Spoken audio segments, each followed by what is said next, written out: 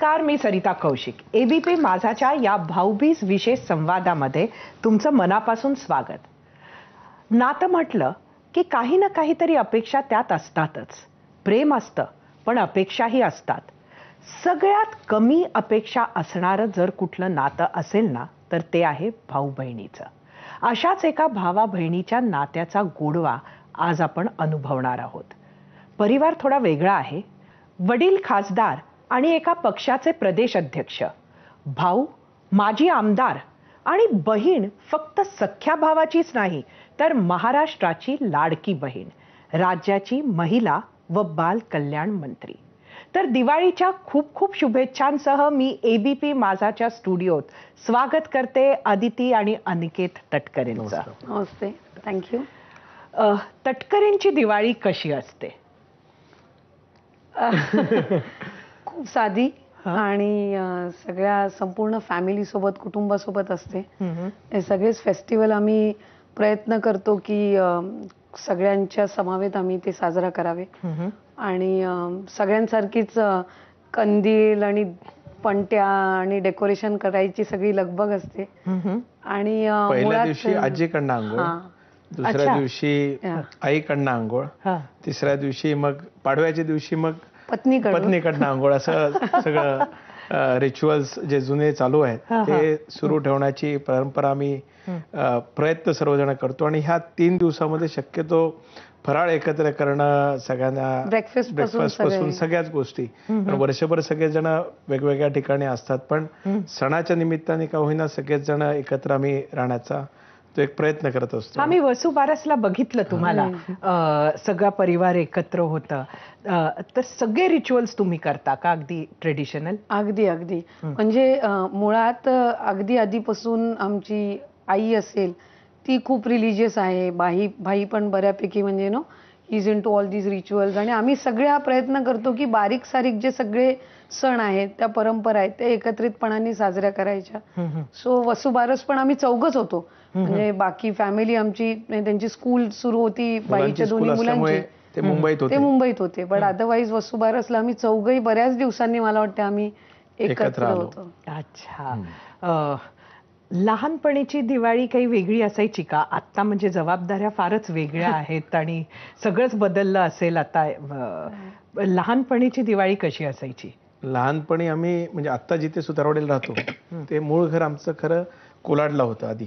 नंतर मुंबई गोवा हायवेचं जेव्हा एक्सटेन्शन झालं त्याच्यात ते जुनं घर आमचं पूर्णपणाने डिमॉलिश झालं. आणि मग आम्ही 2010-11 साली सुतारवाडीला येऊन राहिलो. त्यामुळे मुंबई गोवा हायवेवर राहत असताना तिथे खाली चाळ होती. तेव्हा चाळीतली सर्व मुलं आणि आम्ही सगळं रात्रभर फटाके वाजवणं, किल्ले बनवणं, हे सगळं मजा लहानपणीची निश्चितच. आता आपण म्हटल्यावर ते सगळेच चित्र डोळ्यासमोर आलं.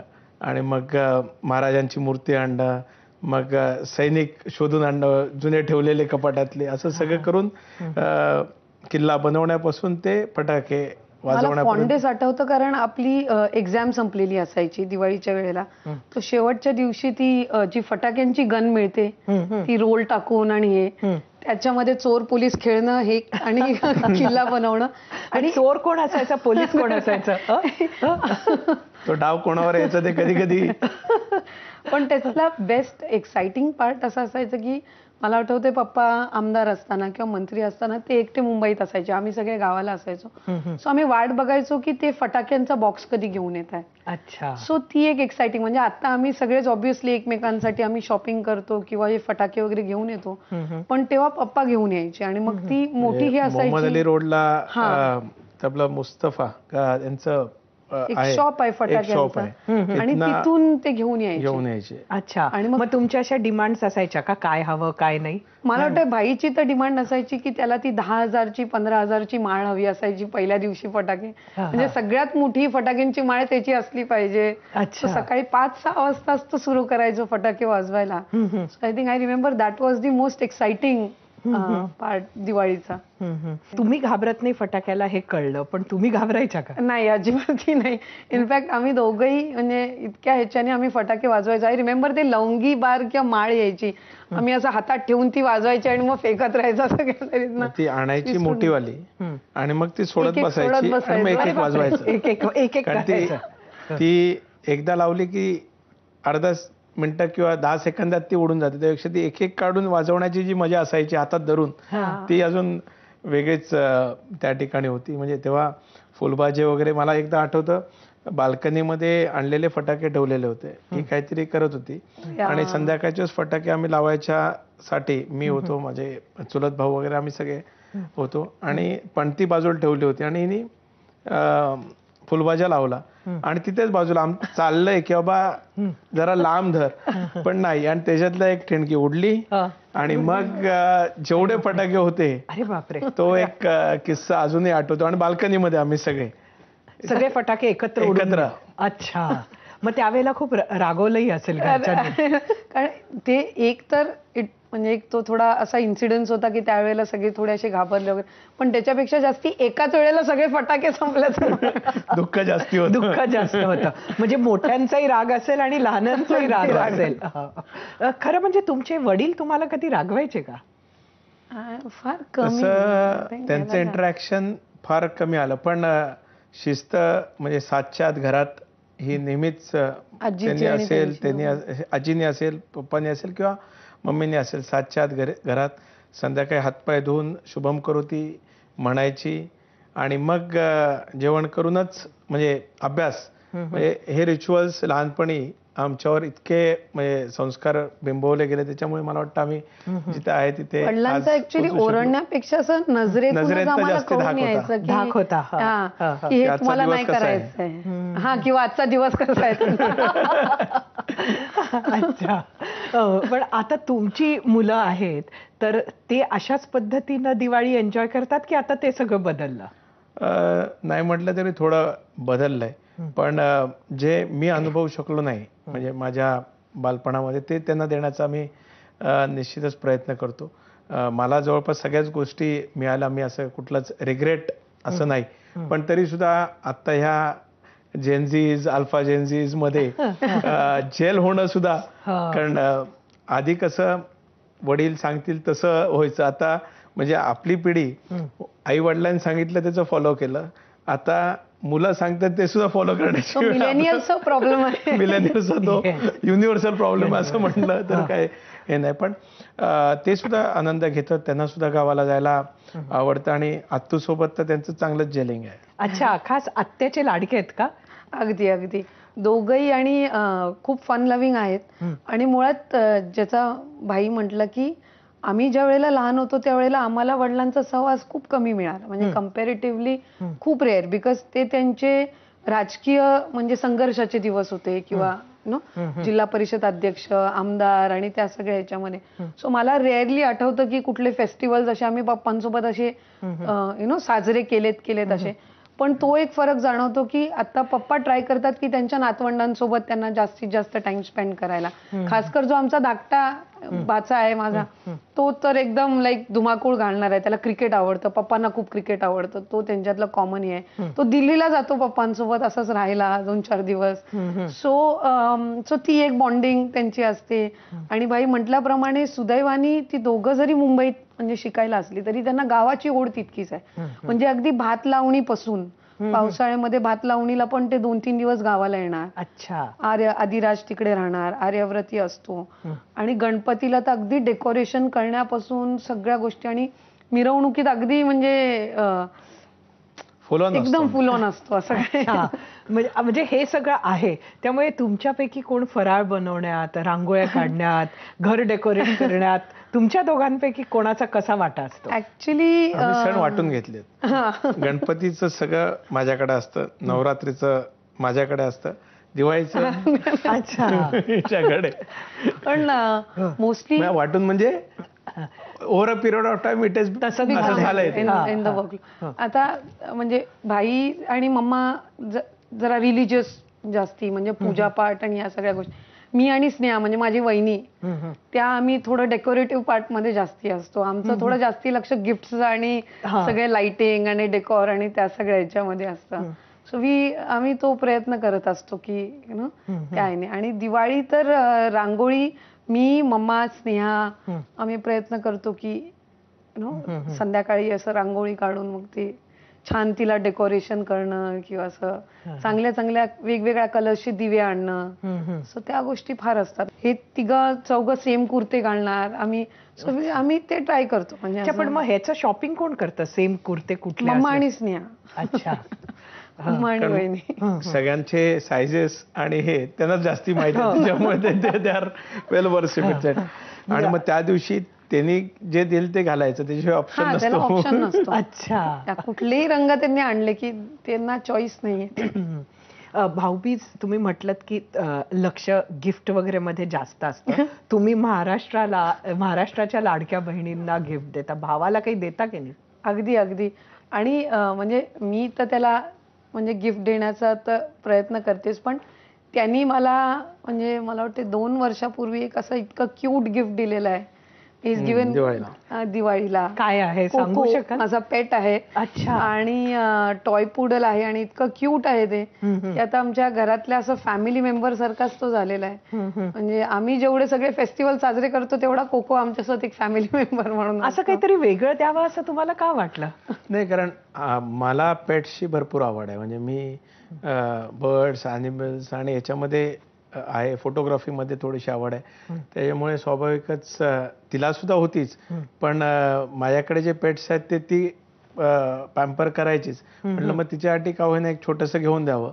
म्हणून मग कारण दिवसभर ती सुद्धा तिचा दिनक्रम बघितला तर कंटिन्युअस ह्या ज्या काही जबाबदाऱ्या आहेत, इतका सगळ्या स्ट्रेस, सगळ्याच गोष्टी थोडंसं, कारण कंटिन्युअस मग ते स्विच ऑन स्विच ऑफचं बटन चालू नव्हतं तिचं. ते चालू करण्यासाठी कॅटलिस्ट द्यायचं होतं, ते मग त्याच्या रूपाने मी दिलं. म्हणजे तो स्विच ऑफ बटन. आणि मला म्हणजे आता घरात एक ते पेट असलं की एक फॅमिली. मला आठवते की आमची मम्मी एवढी पेट लवर नव्हती, पण ते आमचं छोटूसं ते टॉय पुडल आल्यापासून even she started having that affection towards. आणि ज्या ह्यानी ते आपलं घरामध्ये असं ना थोडं एक लाईट मूड तयार होतो. कारण तिघही आम्ही पॉलिटिक्समध्ये सगळ्या वेळेला ते सिरियस टॉक्स असतात आणि हे असतात.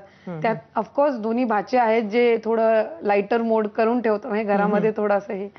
पण ऑल दीज थिंग्स अगेन ते खूप म्हणजे मला असं वाटतं की ते सगळं वातावरण वगैरे हे करण्यामध्ये आणि घरात पण कधी कधी थोडंसं लाईट मोड असला पाहिजे.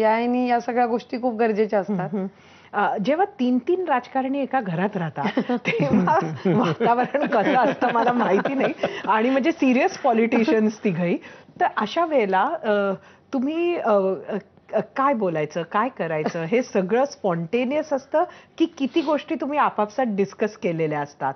आणि मग असं वगैरे होतं का की हे तू म्हटलं ते चुकीचं म्हटलं तिथे, असं काही होत असतं का? होतं ना. शेवटी म्हणजे आम्ही जेव्हा बऱ्याच वेळा म्हणजे अलीकडे बसणं फार कमी होतं, म्हणजे डिस्कशन.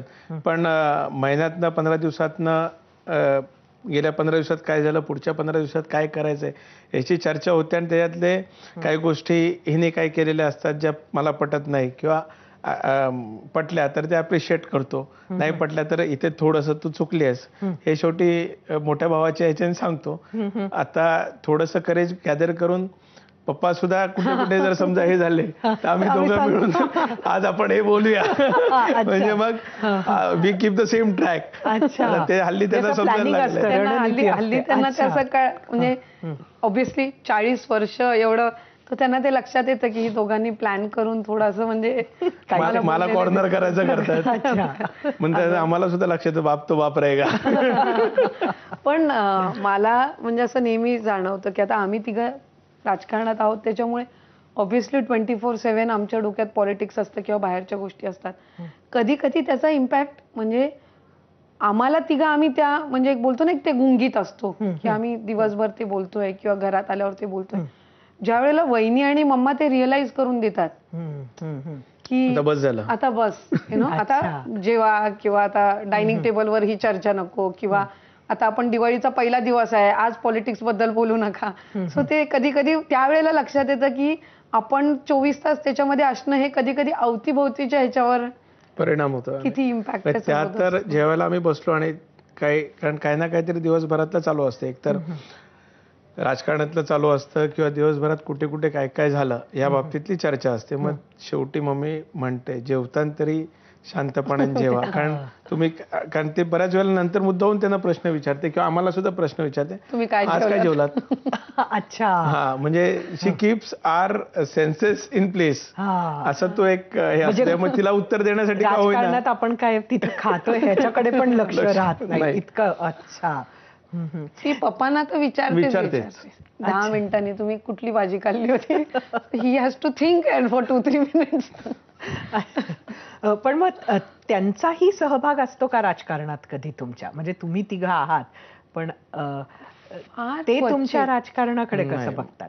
तिचा फार क्वचित. म्हणजे ती फक्त आता निवडणुकीला, म्हणजे आता मागच्या निवडणुकीला लोकसभेच्या आम्ही जेव्हा बाहेर असायचो त्यावेळेस आजीला सांभाळणं आणि मग सगळ्या गोष्टी, किंवा आत्ता तसं बघायला गेलं तर आमच्यापेक्षा कळत नकळत तिची पॉप्युलरिटी सुद्धा आमच्या मतदारसंघात किंवा आमच्या तालुक्यामध्ये चांगली आहे. कारण ती नॉन पॉलिटिकल असल्यामुळे जात असते, भजनं चालू असतात तिची, सप्ताह चालू असतो, काही ना काहीतरी गाठीभेटी अशी तिच्या चालू असतात. त्यामुळे तिचं सुद्धा ग्राउंडवरचं नकळत एक सपोर्ट सिस्टीम त्यांची पण आहे. ती अराजकीय असल्यामुळे तिच्याकडे लोकांचा बघण्याचा दृष्टिकोन हा खूप वेगळा आहे. किंवा एखादी गोष्ट मी किंवा भाईने केली, एखादा कार्यक्रम केला तर ती एक समज असते की हे पॉलिटिकल इंटेंटने.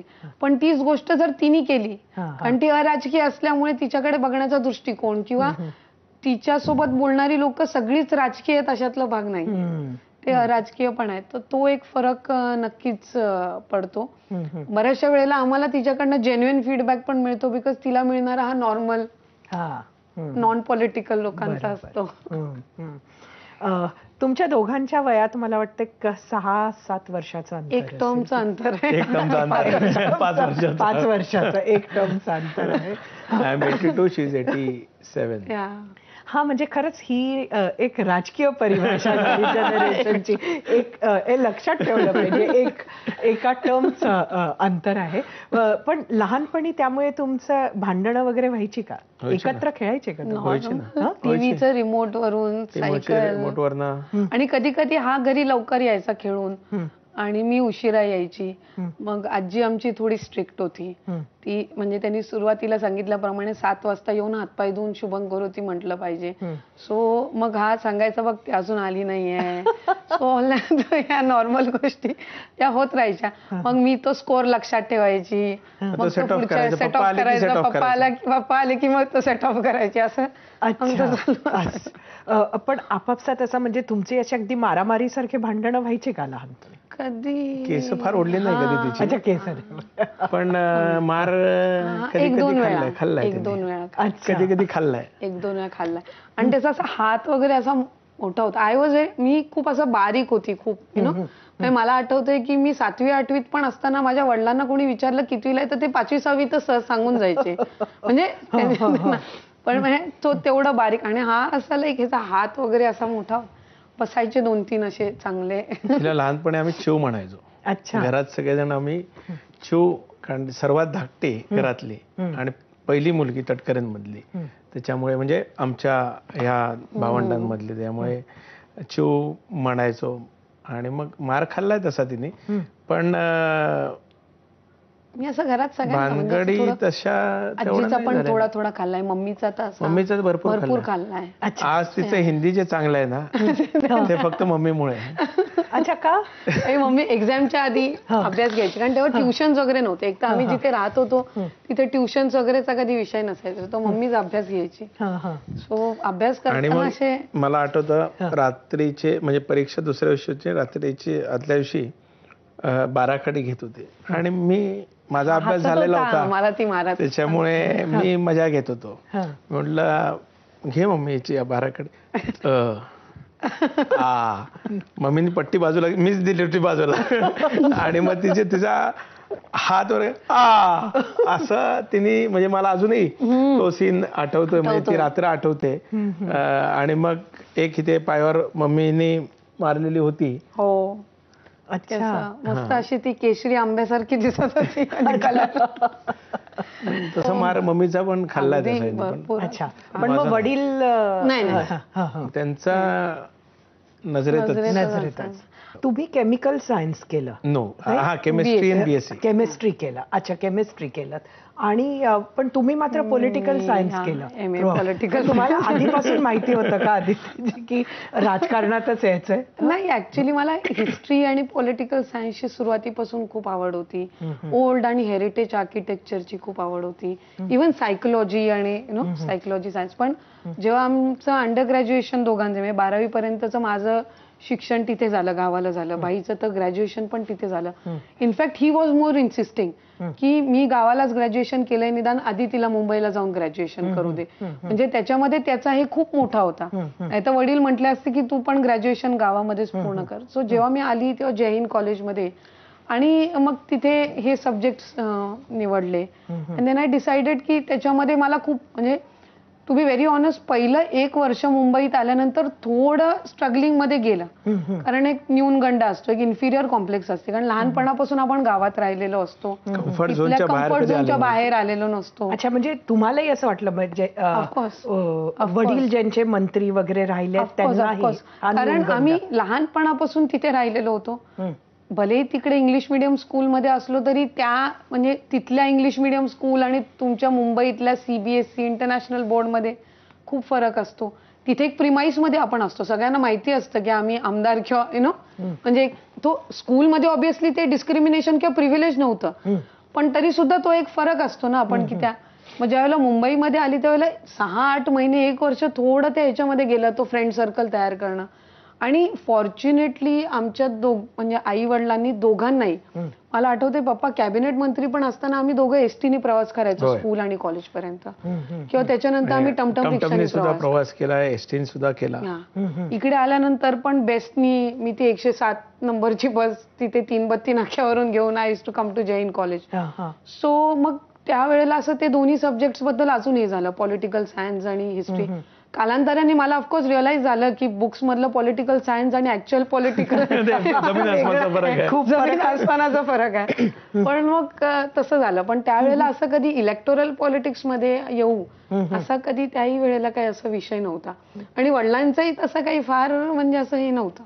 मग असं काय घडलं, म्हणजे तुमच्या बरोबर काय घडलं जेव्हा तुम्ही इथे आमदार झालात आणि तुम्ही राजकारणात आलात? काय कारण होती? मी तर तसं बघायला गेलं तर 2009ला, म्हणजे आधीचे सुद्धा इलेक्शन्स पप्पांचे बॅकग्राऊंडला राहून बऱ्याचशा गोष्टी केल्या, फ्रंटला नव्हतो. 2009ला थेटपणाने मतदारसंघात काही भाग सांभाळला आणि तिथून मग श्रीवर्धन मतदारसंघ पूर्णपणाने सांभाळला. पण माझ्या आधी हिची राजकीय एंट्री झाली, निवडणुकीतली एंट्री हिची पहिली झाली इलेक्टोरल 2017 साली, ज्यावेळेस जिल्हा परिषदच्या निवडणुका झाल्या त्यावेळेस मग हिला त्या ठिकाणी संधी मिळाली. म्हटलं आम्ही साधारणपणे 2009 मध्ये जास्ती, म्हणजे त्याचं ऑब्व्हियसली तो 5 वर्ष मोठा असल्यामुळे 2004च्या निवडणुकीमध्ये पण तो सक्रिय होता. एक तर मला पप्पांची निवडणूक आठवते की तुझी 10वी का 12वी होती आणि तेव्हा ती निवडणूक होती. आणि 2009 मध्ये मी सुद्धा, म्हणजे पप्पांचं डिलिमिटेशन झालं होतं त्यावेळेला, नव्याने मतदारसंघ तयार झाले होते, 5 तालुक्यांचा तो मतदारसंघ तयार झाला होता. तर त्यावेळेला मी श्रीवर्धन मसऱ्यामध्ये, भाई काही 3-4 तालुक्यांमध्ये. आणि फॉर्च्युनेटली तेच पॅटर्न हे पुढच्या सुद्धा आमच्या सगळ्या इलेक्शनमध्ये राहिलं. म्हणजे आम्ही आजही पप्पांच्या इलेक्शनमध्ये किंवा आमच्या इलेक्शन म्हणजे कुठल्याही याच्यात काम करत असताना आम्ही प्रत्येक जण एक आमचा जो भाग असतो त्याचा आम्ही तिथे कॉन्सन्ट्रेट करतो, रॅदर देन सगळीकडे, म्हणजे सगळीकडे जाण्यापेक्षा आम्ही त्या एक विशिष्ट भागामध्ये numbers on our side, then मग त्याचं व्यवस्थित डिप्लॉयमेंट बरोबर म्हणजे प्रत्येकाने जबाबदारीने त्यावेळेस घेतलं. आणि मग जिल्हा परिषदेला पहिल्यांदा 17 मध्ये मी कंटेस्ट केलं. त्याच्या आधी 2011-12 मध्ये राष्ट्रवादी युवती काँग्रेसची स्थापना झाली. मग तेव्हा कोकण विभागाची संघटक म्हणून काम केलं. पण तोपर्यंत ठरलं होतं की आपण राजकारणात जायचं. हा, पण तिथपर्यंतही म्हणजे तसं बघायला गेलं तर 2009 पासून 2017ला पहिली इलेक्शन कंटेस्ट करणं हा साधारणपणे 9-10 वर्षाचा कालावधी होता. तिथपर्यंतही इलेक्टोरल पॉलिटिक्स मध्ये आपण येऊ, निवडणुकीच्या राजकारणामध्ये, असं काही म्हणजे एंड मोमेंट पर्यंत असं काही नव्हतं. पण मम्मीचा विरोध होता. हा, आमच्या आईचा अच्छा. पण. मम्मीचा का कायम बरं? विरोध होता. कारण तिने आजोबांना, वडिलांचं हे असं इतक्या ह्यांनी बघितलं होतं. कारण फॅमिली सारखे डिस्टर्ब होते. कारण तुम्ही घरात नसता, मी एकटीच घरी, मग तुम्ही सगळेच आता त्याच्यात गेलात, तर मग मीच सगळं बघायचं का. पण देन लकीली मी ती असेल, स्नेहा असेल म्हणजे माय वाईफ असेल, त्या दोघींनी व्यवस्थित आणि सगळं. मोर दॅन एव्हरीथिंग एल्स तिला असं वाटायचं की तिला माहितीये की तिने म्हणजे स्वतःच्या पतीला म्हणजे वडिलांना आणि सासऱ्यांना दोघांनाही पॉलिटिक्स मध्ये बघितलेलं होतं. ती कमिटमेंट. परत तसं बघायला गेलं तर थँकलेस फील्ड आहे. आणि म्हणजे डेली बेसिसवर चालू असणार हे, त्याच्यात लाईफ किती जगायला मिळते हे, म्हणजे सगळ्या गोष्टी तिने बघितल्या होत्या. म्हणजे मला आठवतंय की आम्ही लहान असताना म्हणजे आमची शाळेची पुस्तकं आणण्यापासून बाकी सगळ्या गोष्टी आजी आणि मम्मा करायची. सो रेअरातलं रेअर ओकेशन आहे की आम्हाला असं म्हणजे आमचे आठवतंय. वेकेशन्स म्हणजे काय, तर दरवर्षी गणपती आटपले की दगडूशेठ, दुसऱ्या दिवशी मग तिथनं आटपलं की तुळजापूर, पंढरपूर करायचं आणि घरी यायचं. This was our ritual, vacation. म्हणजे असं म्हणजे at the age of 15 I guess first time 1995 मध्ये, if I am not wrong, पहिल्यांदा आम्ही फ्लाईट मध्ये बसलो. अच्छा. And we went to Nepal. Nepal was our first trip. आणि त्यावेळेस मग माउंट एव्हरेस्ट दाखवला, मग पशुपतीनाथजींना आपण गेलो. दॅट वॉज आवर फर्स्ट तसं ट्रिप. अच्छा. आणि आज आमची मुलं तर वर्ष दीड वर्षातच विमानात बसतात. म्हणजे ट्रान्झिशन पिरियड सुद्धा. आणि म्हणजे आम्हाला आमची पहिली फ्लाईट अजून एवढ्या ह्याच्याने आठवते. म्हणजे ते तेवढं त्यावेळेला स्पेशल ओकेशन होतं. मे महिन्यात तर आम्ही म्हणजे रुटीन मामाच्या घरी जायचं, मामाच्या घरी 15-20 दिवस. आमच्या इथे सगळे कझिन्स वगैरे यायचे, आमचे आत्या आणि हे सगळं. तर त्या सगळ्या हे असायच्या. पण राजकारणात पडायच्या आधी मम्मीचं खूप हे होतं की दोन्ही मुलांना म्हणजे ती आम्हाला शेवटपर्यंत अशी सांगायची, बघा असं आहे, ह्या कमिटमेंट्स तुम्हाला करायला लागतील, असे ऍडजस्टमेंट करायला लागतील.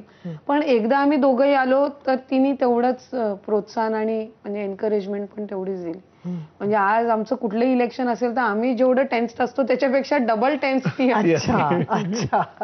मग आता मी अनिकेतजींना विचारीन की पुढे काय राजकीय प्रवासात प्लॅन? आतापर्यंत तर अनप्लॅन्डच सगळं झालंय, त्याच्यामुळे बघूया, let's see how the things go across. पण असं काही विचार केलेला नाही. पण आता आलोय म्हटल्यावर स्वाभाविकच आहे, ज्या ज्या जबाबदाऱ्या खांद्यावर येतील त्या पार पाडण्याचा प्रयत्न करायचा. पण मी सुद्धा गेले 6-8 महिने नाही म्हटलं ते थोडासा कारण माझी टर्म गेल्या वर्षी 30 मेला संपली, तर माझ्यासाठी सुद्धा हा ब्रीदिंग पिरियड चांगला मिळाला. So I went back to the family. थोडंसं मुलांसोबत सुद्धा जेल होण्याचा तो कालावधी चांगला युटिलाइज करून घेतला. आणि मग आता परत बॅक टू वर्क. आता इलेक्शन झाले. बरोबर आहे. कारण गेल्या वर्षी 2 इलेक्शन झाले, या वर्षी सुद्धा 2 इलेक्शन्स आहेत. म्हणजे नगरपालिका आणि जिल्हा परिषद पंचायत समिती. त्यामुळे स्वाभाविकच आता गेल्या वर्षी वडिलांसाठी आणि बहिणीसाठी, कारण ज्या कार्यकर्त्यांनी आमच्यासाठी झगडल्या, आता त्यांची वेळ आहे. त्याच्यामुळे स्वाभाविकच आमची जबाबदारी आहे की आता त्यांच्याकरता सुद्धा तेवढ्याच ताकदीने उतरायचं. बरोबर. आता भाऊबीजेच्या निमित्तानं तुम्हाला एक शेवटचा प्रश्न विचारते की गिफ्ट काय एकमेकांना देणार ते इथे सांगणार आम्हाला की सरप्राईजच आहे? माझं तर सरप्राईज आहे. अच्छा. माझं पण सरप्राईज आहे. टू बी व्हेरी ऑनेस्ट, म्हणजे भाईपेक्षा स्नेहा म्हणजे वहिनी आमची गिफ्टसाठी जास्ती शॉपिंग करते. आणि एव्हरी टाइम भाऊबीजेला बहिणी गिफ्ट दिल्यानंतर भाई बोलते, बघ मी आणलंय तुझ्यासाठी. मागून स्नेहा बोलते, मी घेऊन आले शॉपिंग करून. सो ते एक असतं. पण म्हणजे मला असं वाटतं की बऱ्याच वेळेला एन्व्हलप देतो, सोपं पडतं. अच्छा. सोपं पड, तू तुझ्या ह्याने घे काय घ्यायचे. बट आय रिमेंबर एक लास्ट इयर त्यांनी मला कस्टमाइज्ड एअरपॉड्स दिले होते अच्छा. आणि ते पिंक कलरचे दिले होते. आमचा पार्टीचा नुकताच तो कलर अच्छा. तुम्ही अजून फॉलो करतो. Follow करता तुम्ही. सो ते असे नाईसली म्हणजे नाव त्याच्यावर इनग्रेव्ह करून होते. I still use them. So मला वाटतं आम्ही म्हणजे ती एक स्पेशल गोष्ट असते की आम्ही एकमेकांना जे गिफ्ट देतो, we make sure we use and we cherish them. आणि नो फेस्टिवल्स एकत्र सेलिब्रेट करायला मिळणं, मला वाटतं हा त्याच्यातला खूप आनंदाचा भाग. पण बऱ्याच वेळा म्हणजे गिफ्ट देत असताना मी असेल किंवा ती असेल त्याची किंमत काय हे बघत नाही. बरे मायन्युट गोष्ट असेल पण ती एकमेकाला कनेक्ट कशी होईल तो शक्यतो आवडली पाहिजे आणि तिचं म्हणजे ती नसेल तर तिला सुद्धा जाणवलं पाहिजे अरे भाईनी हे दिलेलं नाही. मी तुम्हाला एक 3-4 फटाक्यांची नावं घेते. ती फटाक्यांची नावं घेतल्यावर तुम्हाला कोण व्यक्ती आठवतं हे सांगा. पण घरातली का बाहेरची व्यक्ती? कुठली राजकारणातली कुठली? सुतळी बॉम्ब. दादा. दादा. अच्छा. लढ म्हणजे मोठी माळ. हा. लंबी रेस का घोडा कोण आहे महाराष्ट्रात सध्या? तुम्ही सांगा. देवेंद्रजी. फुलझडी.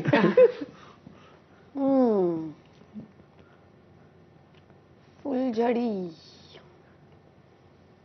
सांगू? Your ex boss. सुप्रिया ताई. भुईचक्र. आता सध्याच्या घडीला मला वाटतं उद्धवजी जागच्या जागी फिरतात असं म्हटलं तर काय म्हणजे I am sorry but that's what I feel. धन्यवाद तुमच्या दोघांचे खूप खूप आणि परत एकदा दिवाळीच्या खूप शुभेच्छा. थँक्यू. थँक्यू.